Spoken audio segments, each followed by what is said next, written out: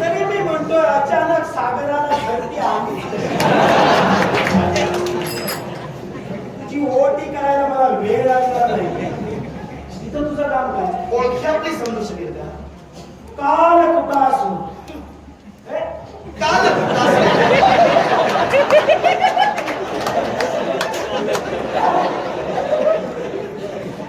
तुला काय वाटलं?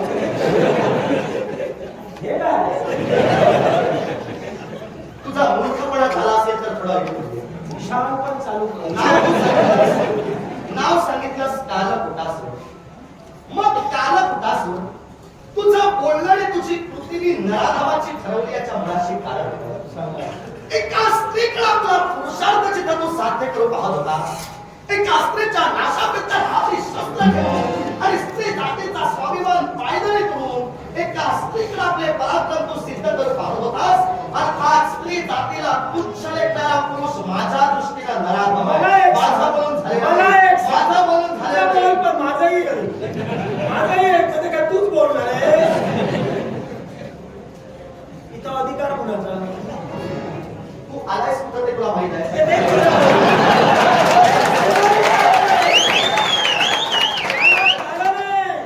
कळणार तुला मी का विचारले.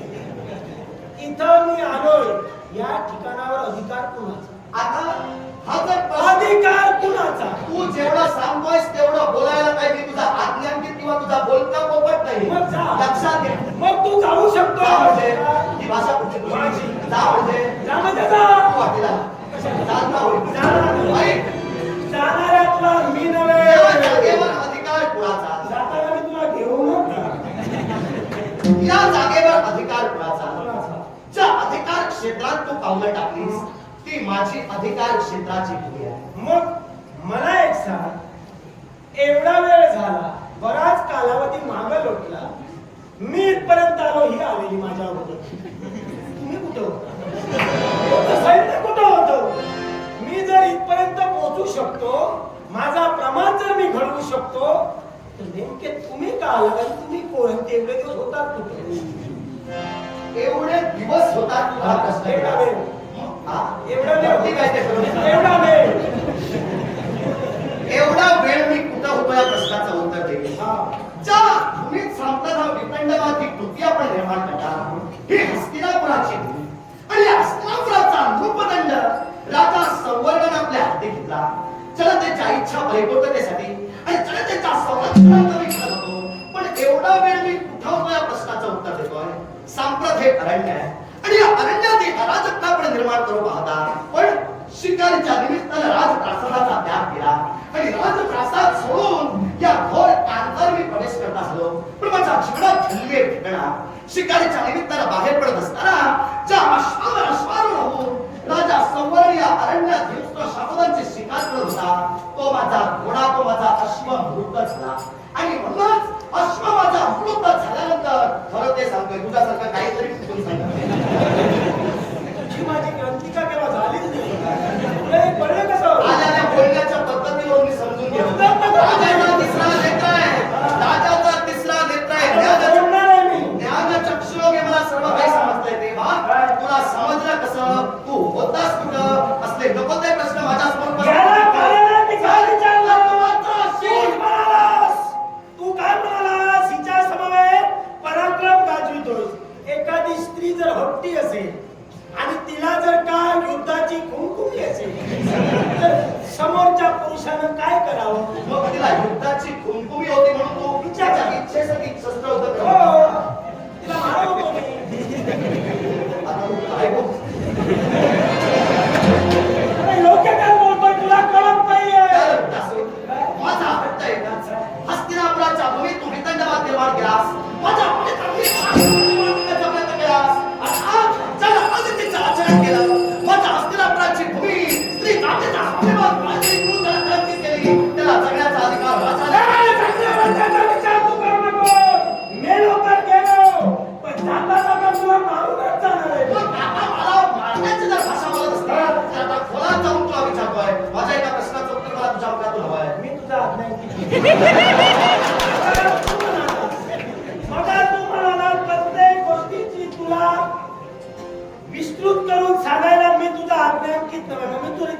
अज्ञान काही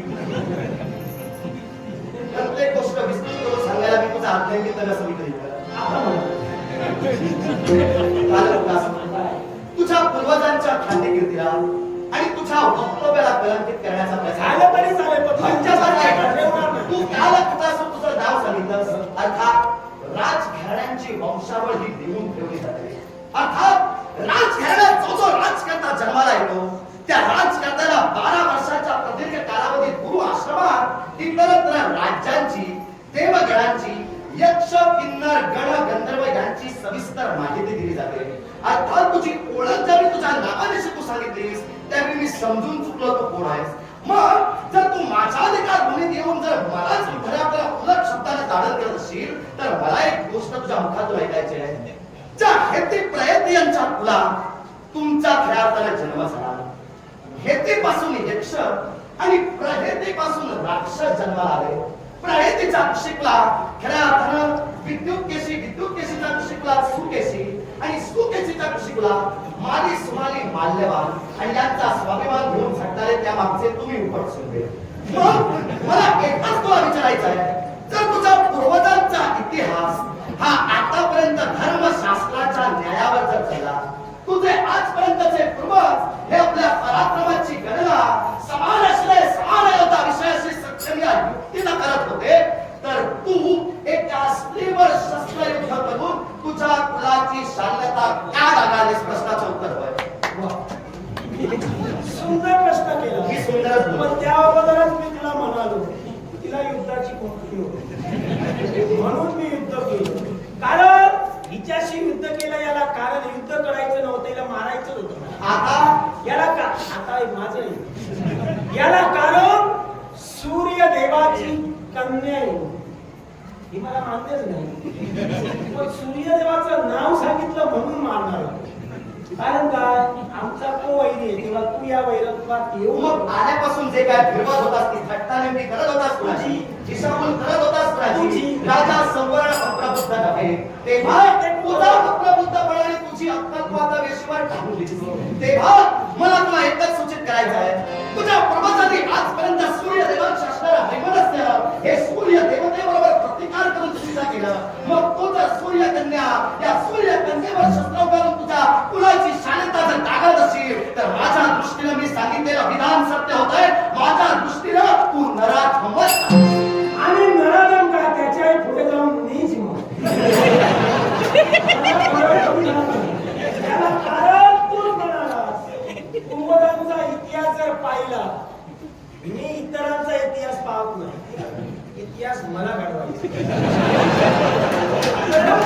तेव्हा पूर्वजांनी काय केलं, आईनं काय केलं, त्याच्या बापानं काय केलं हे मला नको. मला काय करायचंय महत्त्वाचं. इतिहास अशा पद्धतीने घडवणार आहेस का? इतिहास अशा पद्धतीने घडवणार आहेस का? अरे इतिहास घडला म्हणजे झाला कसाही घडते ना. तू घडवलेल्या इतिहासाच्या प्रत्येक भागावर तुझं नाव तू घडवलेल्या इतिहासाच्या प्रत्येक पानावर पुढची पिढी माझ्या नावाने टाळी वाजवतील, पण तुझ्या नावाने हास्यात्मकच टीका करतील. मग मला सांग, तुझ्या नावाने टाळी वाजवते, मग ही संधी तुला कुणामुळे मिळाली? ही संधी कुणामुळे मिळाली सांग. तुला जर वाटत टाळी वाजली म्हणून जाऊ नको. तुला जर टाळी जर म्हणत असशील, टाळी त्यावेळी वाजवणाऱ्या टाळ्या माझ्यामुळे वाजवतील, लक्षात ठेव. तुला जर वाटत असेल मी जर तुझ्या समोर उभा राहिलोच नसतो, इतिहास जर मी घडवलाच नसता तर तुला इतिहासात कुणी ओळखलं नसतं. तुझा निर्लज्जपणा जगासमोर दाखवून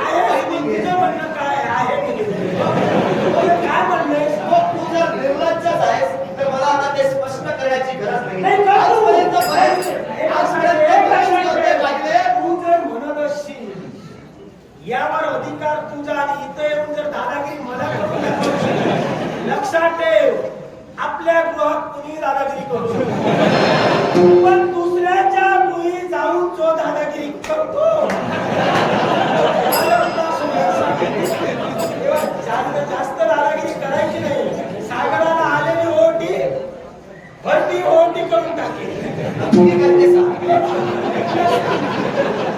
ठीक आहे वरती आली तरी ओळखी करणार. माझा हट्ट आहे का? माझ्या भूमीच्या हे लक्षात ठेव, तुझे हट्ट पुरवायला मी आलो. तू जे काही बोलतोस त्याचा तुला कदाचित आनंद वाटत काय असेल. नाही मला. पण तुम्ही राजकर्ता आहे.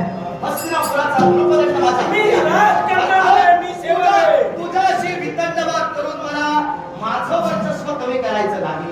तेव्हा तुझ्याशी जर अधिक बोलत राहिलो तर तू तुझ्या तोंडाने सांगशील मी निर्लज्ज आहे. पण माझं सैन्य होतं आपल्याशी वाद करतोय.